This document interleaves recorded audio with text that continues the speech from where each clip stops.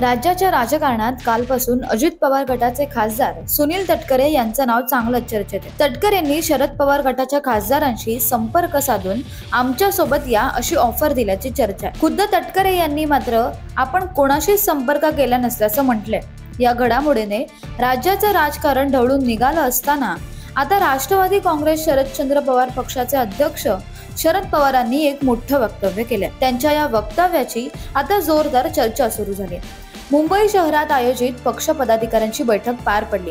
त्यावेळी त्यांनी सत्तेत जाण्यापेक्षा लढणं पसंत करू असं विधान केलं।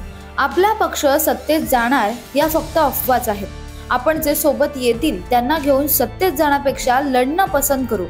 पुढील 15 दिवसात तुम्हाला संघटनेत मोठे बदल पाहायला मिळतील। 1999 मध्ये जशी परिस्थिती निर्माण झाली होती तशी स्थिती आजही निर्माण झाली आहे।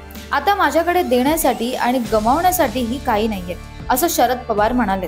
राज्यात आता स्थानिक स्वराज्य संस्थांच्या निवडणुकांची चर्चा सुरू आहे। या निवडणुकांना महाविकास आघाडी म्हणून सामोरं जाऊ असं देखील वक्तव्य शरद पवारांनी केलं। अजित पवार गटाचे खासदार सुनील तटकरे यांनी शरद पवार गटाच्या खासदारांना ऑफर दिल्याची चर्चा, परंतु खासदार अमर काळे यांनी वेगळ्याच नेत्याचं नाव घेतलं।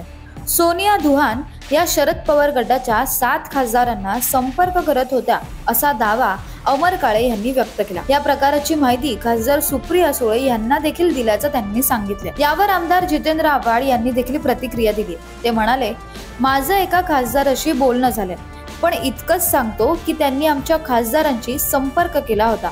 आमचे खासदार 100% आमच्या बरोबरच आहेत, याबद्दल माझ्या मनात कोणताच संशय नाही असं त्यांनी विधान केलं। त्यामुळे कोण कोणासोबत जाणार हे पाहणं आता महत्त्वाचं असणार आहे।